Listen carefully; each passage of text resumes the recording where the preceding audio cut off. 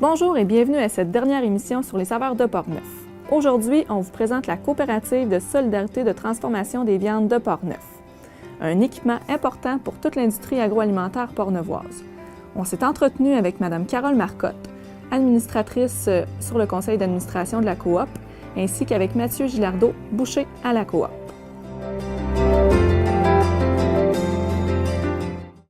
Bien, on existe seulement depuis 2008, effectivement, l'ouverture, c'est-à-dire la constitution de la coopérative. Contrairement à la croyance populaire, une boucherie, ce n'est pas un lieu d'abattage des animaux. Aucun animal vivant n'entre ici.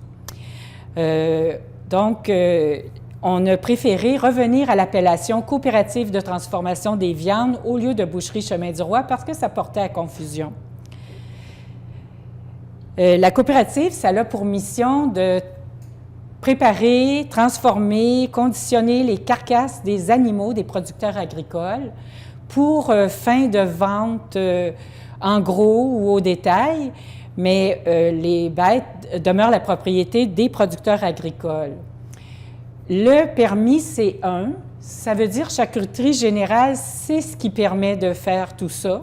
Puis ici, on accueille tout type de carcasses, des ovins, des bovins, des cervidés, des porcs, on fait même du lapin, du sanglier. Puis on accueille aussi les bêtes des chasseurs, donc à l'automne, on peut faire des chevreuils, caribous, orignaux. Donc ça nous fait plaisir de porter attention, à porter bien soin de toutes leurs carcasses. OK. Donc, si je résume bien, on a quelqu'un qui a une bête à faire abattre, donc qui s'occupe de l'abattage en premier, et par la suite, vous prenez la carcasse et vous faites le travail de dépeçage. Mais ça, on a parlé tantôt que c'était une coopérative, ça veut dire que c'est des producteurs, des fermes qui se sont mis ensemble justement pour faire l'organisme, c'est ça? Hein? Oui, dans l'historique, en 2005, regroupement de producteurs trouvait ça difficile de faire voyager leurs bêtes jusqu'à Bécancour ou à Saint-Prosper en Mauricie. Pourquoi ne pas se regrouper puis avoir les services dans la région de Portneuf? Donc, aussi, les autres établissements ne permettaient pas le nombre de jours de maturation de la carcasse comme ils le désiraient, soit 10, 15, parfois 30 jours selon le degré de gras sur la carcasse. Ça permet un vieillissement plus long, qui est bien apprécié des... Donc, il y avait moins de flexibilité que ce que la coop peut offrir ici. Là. Exactement. Ici, on a une belle salle de maturation que nous allons visiter tout à l'heure, avec plein de rails et de crochets. Donc, on peut accueillir beaucoup de carcasses et les laisser maturer le nombre de jours que le producteur veut bien, ou selon les conseils de notre boucher, qui est expérimenté au rendement carcasse. Et aussi, il y avait les places de congélation. Donc, les abattoirs, les centres de découpe avant voulaient que les producteurs sortent leurs caisses de viande rapidement. Ils ne voulaient pas qu'on les laisse là plusieurs jours parce qu'il y avait besoin de l'espace pour le prochain client. Donc, ici, on a une grande salle de congélation qu'on va jeter un coup d'œil aussi tout à l'heure. Et puis, il y a des espaces qu'on peut réserver pour les gens, puis on peut louer des espaces si c'est à plus long terme. Mais sinon, en dedans d'une semaine ou deux, vous venez chercher vos boîtes. Ça... Puis dans le fond, c'est les membres qui sont de la coopérative qui peuvent faire appel ici ou c'est n'importe qui? Tout le monde, membre et pas membre, on a des prix très compétitifs. À 90 sous la livre carcasse. Les chevreuils, ça commence à 100 $ parce qu'il y a des petites bêtes, puis à ce moment-là, ça ne serait pas... Ce serait pas viable, oui, c'est ça. Oui, c'est ça. Rentable de faire une découpe de 75 livres, là. Donc, on commence à 100 $. Mais c'est 90 sous la livre carcasse, c'est très compétitif pour la région. Puis, on espère accueillir encore plus de producteurs. Parce qu'ici, les installations ont une capacité de 400 000 livres carcasse par an. Et présentement, nous avons seulement 200 000 livres carcasses avec les producteurs des alentours. Donc, on pourrait élargir vraiment le service qu'on a à rendre à plus de producteurs. Donc, il a fallu présenter des plans au MAPAC, des plans et devis, pour les faire approuver, pour que ce soit vraiment considéré comme un C1. Et donc, il y avait des exigences. Je vous arrête. Qu'est-ce que c'est un C1? Le C1, c'est le permis qui s'appelle charcuterie générale, qui permet le conditionnement, la préparation et la transformation des carcasses. OK, fait qu'il y a des standards très précis puis très importants. Okay. Même dans la construction, il n'y a pas juste les règles d'hygiène et de salubrité qu'il faut suivre. Il faut suivre la construction, le nombre de drains, par exemple, les murs lavables, les planchers lavables, une trappe pour ramasser les graisses. Ça ne va pas dans les égouts de la ville, ça reste ici, donc on les gère d'une autre façon. Aussi la façon d'entreposer les carcasses, l'arrière aussi, je pense. Les carcasses, c'est les déchets de carcasses. Après, il faut que ce soit un récupérateur de viande non comestible qui vienne chercher nos grosses poubelles bleues. Et il n'y a aucun déchet ou senteur à l'extérieur. Okay. Tout se fait dans les salles de réfrigération pour garder les déchets exempts de moustiques ou d'odeur. Oui, parfait. Donc, si on revient à l'historique, ça vous a pris comme 3 ans pour faire le processus, c'est ça? De la décision, du regroupement.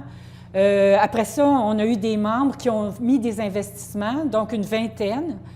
Et la construction a débuté. On a choisi un bel emplacement qui est situé à égale distance entre Québec et Trois-Rivières, tout juste à une sortie 257 de l'autoroute 40. Donc, ça facilite et l'arrivée des carcasses et la reprise des boîtes de viande congelée par chaque producteur. Membre ou non membre, on a dit, et chasseur. Dans le fond, pour ceux qui font du Est-Ouest, c'est la première sortie de Deschambault. Fait que c'est ça qui est très facile. Aussitôt qu'on sort, on s'en va directement. Vous êtes à la jonction, dans le fond. Là. Parfait, oui. Donc, mars 2008, c'est là que les plans de vie qui ont été acceptés par le MAPAC. Et puis, dans le plan d'affaires initial, comme j'ai dit, c'était 200 000 livres carcasses. OK, je vais prendre un petit peu mes notes. Mais le 400 000 livres, là, on pourrait le faire parce qu'on pourrait faire 1 000 livres par jour et même plus si on avait 2 bouchers et 2 commis sur place. Donc, on pourrait faire plus de 1 000 livres par jour, ce qui fait, pour atteindre le 400 000 livres, seulement 400 jours dans... moins que 400 jours si on a 2 bouchers. Maintenant, on va faire la visite des installations. C'est pour ça que nous nous sommes déguisés, un filet à cheveux, un sarrau, souvent des bottines aussi de protection. Et quand on travaille dans les viandes à l'emballage, nous avons des gants.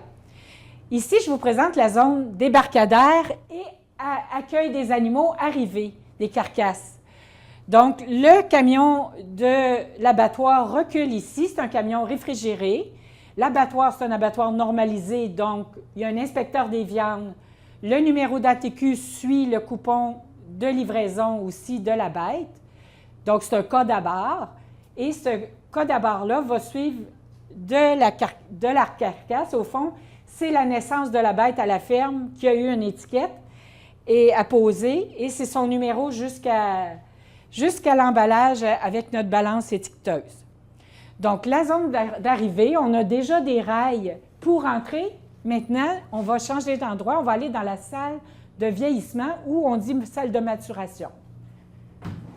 J'espère que... Alors, bienvenue dans la salle de maturation. Elle est très grande. Comme on a dit tout à l'heure, on pourrait accueillir plus de 400 000 livres par année. On a 6 rails ou 7, 1, 2, 3, 6 rails. Sur les 6 rails, il y a des crochets, des roulettes et des crochets. C'est ici que sont suspendues les carcasses et les carcasses pour leur maturation.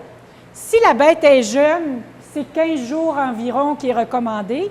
S'il y a plus épais de gras ou elle est plus vieille, ça peut aller à 30 jours aussi. Ici, on peut voir le numéro de l'abattage qui est le code à barre avec le poids de l'animal et le nom de l'entreprise, mais c'est vraiment le numéro unique de l'animal qu'il y avait dans son oreille.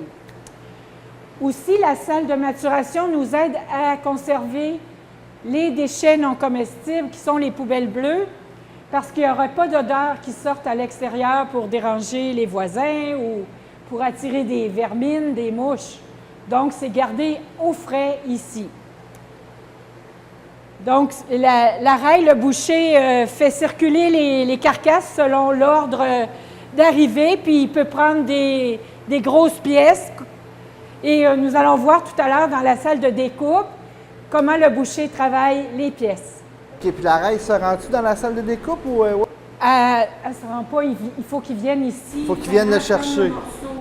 Ça prend des hommes forts. Ouais, c'est ça, hein? Oui. Donc, nous allons passer à la salle de découpe. Après la visite de la salle de maturation, les carcasses, le boucher apporte les morceaux sur la table de découpe. Mathieu Gilardeau, qui est ici, Bonjour. va nous présenter peut-être quelques découpes sur les pièces. Présentement, c'est les coupes primaires qu'on appelle. Donc, ici, on a le jarret. Ici, on a la poitrine. La pointe de poitrine, excusez-moi. Le haut côté. Ça, c'est le train de côte. C'est là-dedans qu'on va faire les faux filets, les beaux steaks ou les tomahawks. C'est très à la mode présentement. Si on regarde l'os, ici, là, on va faire un tomahawk. On a ici l'épaule, l'os de l'épaule. Le haut côté, ici, c'est ce qu'on appelle aussi la palette. Là. On va venir le retrancher en morceaux à peu près 1 pouce. C'est une belle bête. Et ça va nous faire de la palette. On va enlever l'os ici. Ça, c'est le collier. C'est plus du haché, malheureusement, mais on peut faire un petit peu de cube dans certaines parties dedans. L'épaule, on va faire la côte croisée dedans. Puis il y a encore beaucoup de cubes. Après ça, si vous voulez, c'est pas mal ça. C'est pas mal ça. Ici, le sobuco dans le jarret, bien sûr. Ah oui, c'est vrai. Ça, c'est bon. Puis il y a le samoile. Sinon, on peut sortir le samoile qui est très bon pour faire des sauces, des fonds. Donc, Mathieu, au début, s'est servi de la grosse scie pour couper les os principaux. Ouais. Et ensuite, il va faire les découpes fines. Ensuite, ce qui arrive, c'est que ça va à l'emballage. Il y a des plateaux pour mettre les pièces non emballées et des bacs pour les cubes et le haché. Ensuite, sur les échelles, les pièces emballées vont être mises sur des plateaux dont le foie ne peut pas altérer les pièces de viande parce que le foie peut brûler. Donc ici, vous avez l'emballeuse étiqueteuse. Chaque producteur a ses codes. Et avec ces codes, on sait le prix s'il veut vendre au détail, mais si c'est un producteur qui ne veut pas vendre ses pièces, c'est seulement pour sa consommation personnelle, on peut indiquer le poids, le type de pièce et seulement le C1. Notre numéro de C1, notre permis, est très important au bas de chaque paquet, ainsi que le numéro d'ATQ de la bête. Ainsi, on peut assurer la traçabilité de la naissance de la bête à la ferme jusque dans l'assiette du consommateur parce qu'il a acheté le paquet de viande où il y a toute l'identification dessus. Ici, on a l'emballeuse sous vide. Donc, on met les sacs avec les pièces de viande et on démarre et l'air s'en va, ça scelle le paquet. Ce paquet est mis sur les plateaux que je vous ai présentés tout à l'heure. Un petit peu par ici, nous avons la trancheuse. Donc, on fait le tranchage de fondue chinoise ou le tranchage de bacon ou de jambon en tranches. C'est à peu près tout, Mathieu, je pense. Oui, c'est à peu près ça, une bonne trancheuse. Il y a une piqueteuse aussi, c'est pour attendrir certains morceaux de viande qui sont plus durs. Alors là, elle n'est pas montée. Et ici, c'est un gros hachoir de viande. Le hachoir, c'est pour faire du haché, mais aussi pour faire du mélange de recettes. Par exemple, la trémure avec les épices peuvent être mélangées. Ensuite, c'est sorti dans des bacs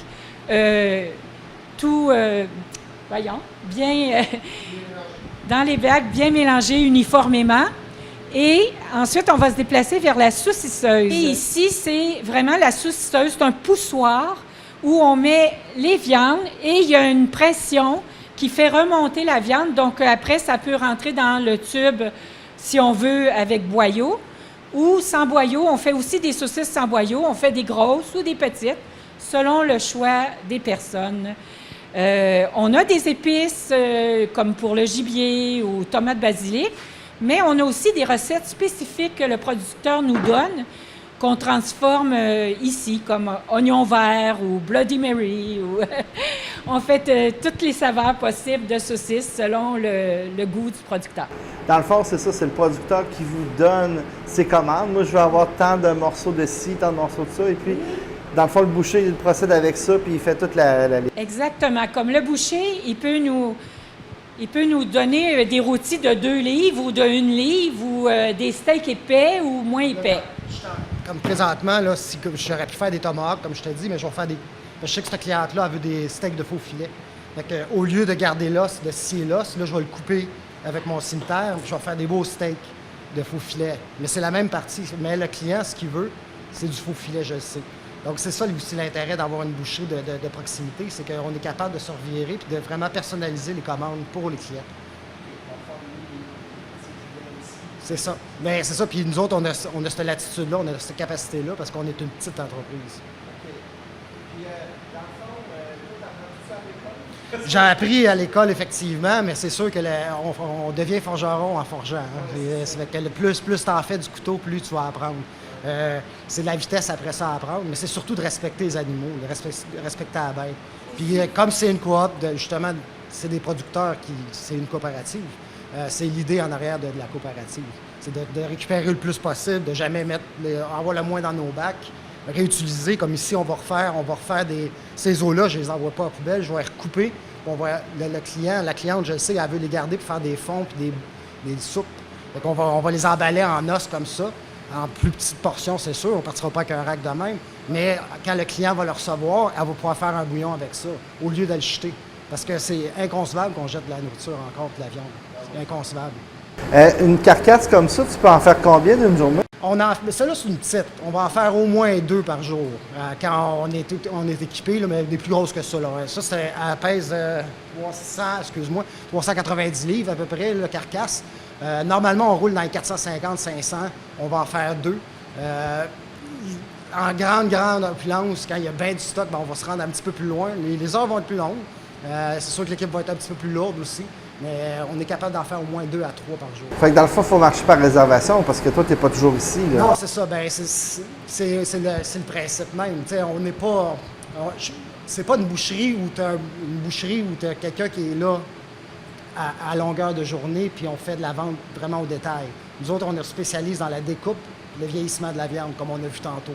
Donc, l'idée, c'est vraiment, quand on nous amène des bêtes, ben là, on décide, on le garde dessus 14, 21, 28 jours.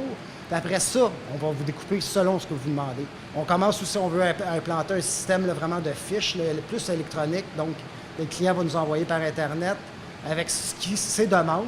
Et le boucher devrait normalement communiquer avec pour juste clarifier certains points, pour qu'on soit sûr que la découpe et l'emballage, parce qu'on oublie que l'emballage, mais c'est très important aussi, parce que c'est comment on va le montrer aussi au client.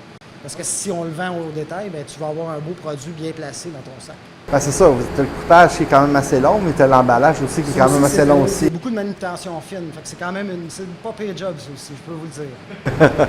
Merci beaucoup, Mathieu. Ça fait plaisir. On peut même voir que les producteurs certains producteurs ont leur propre étiquette. Donc, ça fait quelque chose de supplémentaire que l'étiquette de prix et de poids. L'étiquette du producteur pour identifier vraiment son produit parce qu'il le vend à des particuliers ou au détail dans des marchés publics. Est-ce qu'il y a une étiquette culture des saveurs aussi? Ou Oui, il y a des étiquettes culture de saveurs parce que la plupart de nos producteurs le sont culture de saveurs. La ferme Mafix, oui, la ferme Élevage Bovin, la ferme Saint-Joseph. Plusieurs le sont. Un petit rajout à faire ces emballages. Oui. Donc, maintenant, de quoi je n'ai pas parlé ici? Bien, il y a toujours, vous avez entendu du bruit, mais parfois, il y a plus de bruit que ça parce qu'on a des refroidisseurs.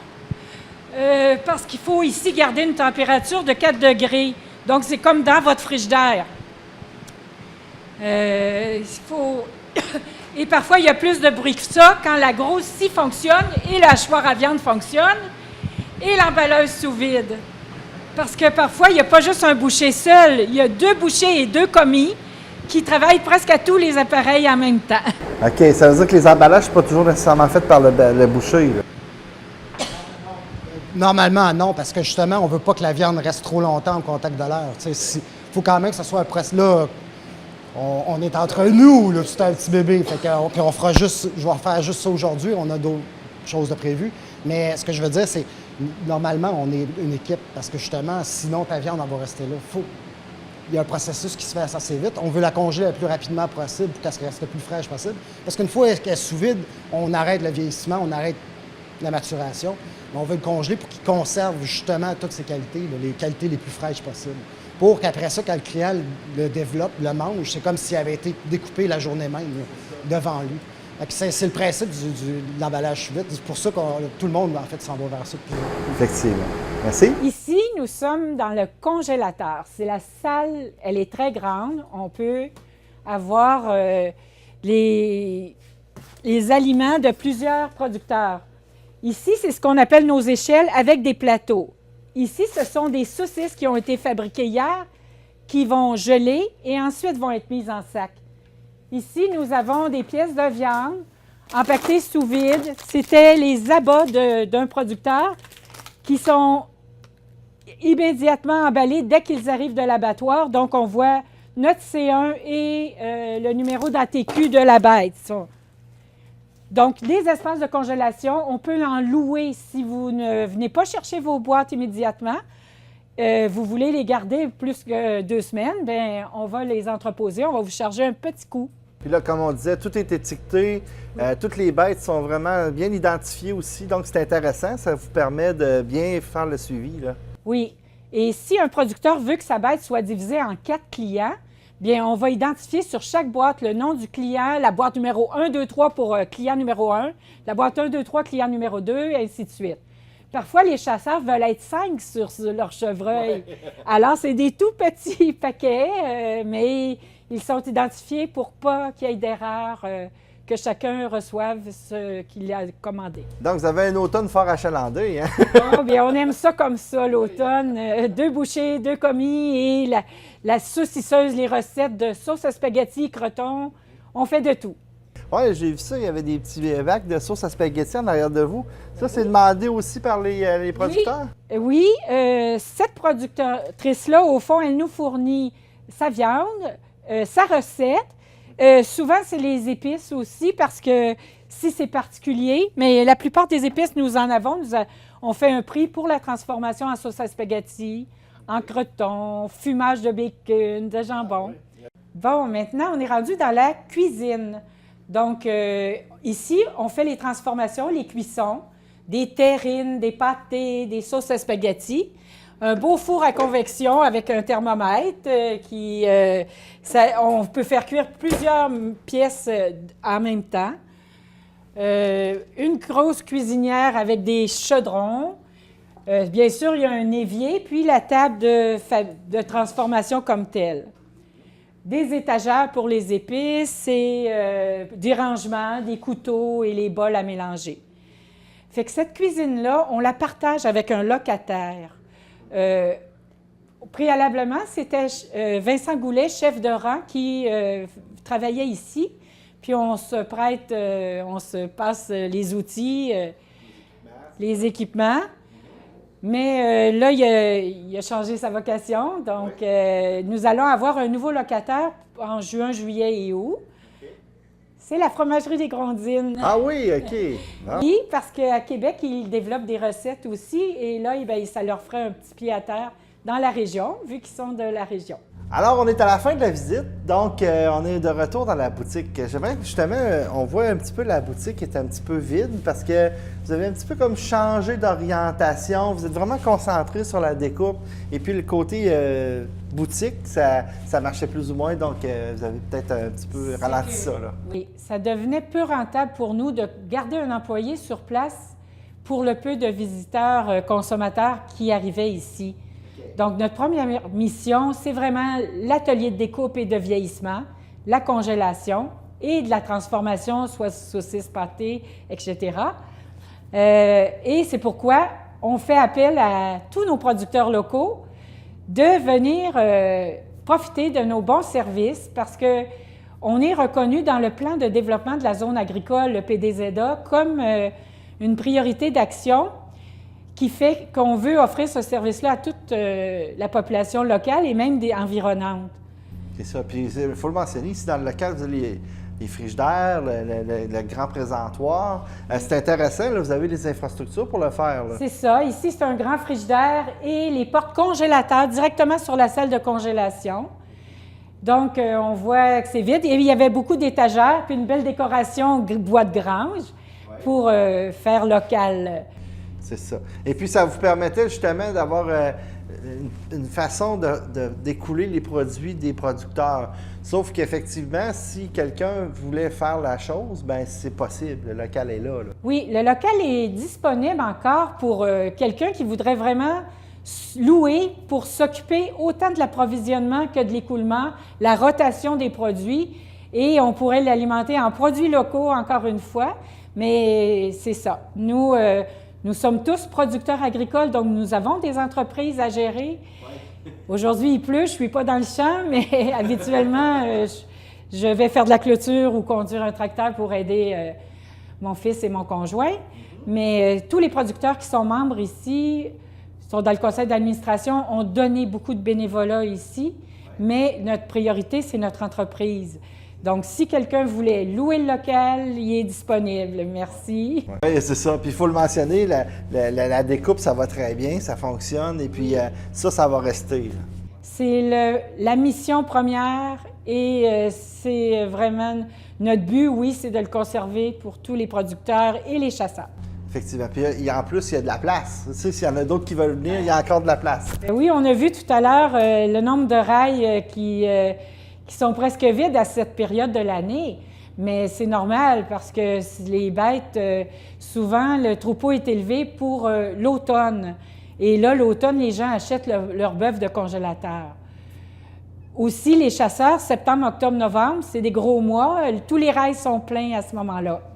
Sur les rails, on sépare toujours le gibier des autres bêtes. Et même les bêtes bio, des bêtes normales, ordinaires, là, sans appellation contrôlée, sont sur des rails différents. Les brebis, les chèvres aussi. La procédure à suivre. Oui, bon, un producteur, il a à appeler son transporteur d'animaux vivants qui, lui, fait le transport jusqu'à l'abattoir normalisé.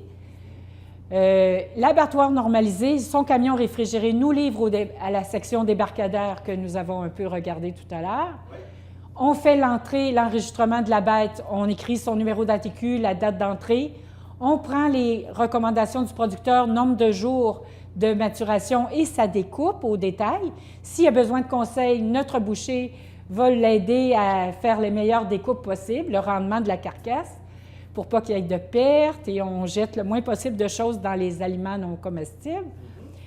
Ensuite de ça, une fois la découpe, le nombre de jours de maturation fait, ça va sur la table de découpe. Le boucher détaille les pièces. Les commis mettent dans des sacs sous vide et étiquettent les paquets. Mis sur des plateaux individuels et pas de chevauchement des paquets de viande pour éviter une congélation uniforme, on peut même dire surgélation. Ouais. Et ainsi, la qualité du produit est préservée jusqu'à l'assiette. Donc, le producteur, par la suite, vient chercher ses boîtes qui sont bien identifiées, c'est sa commande, et il règle sa facture et il quitte avec ses boîtes.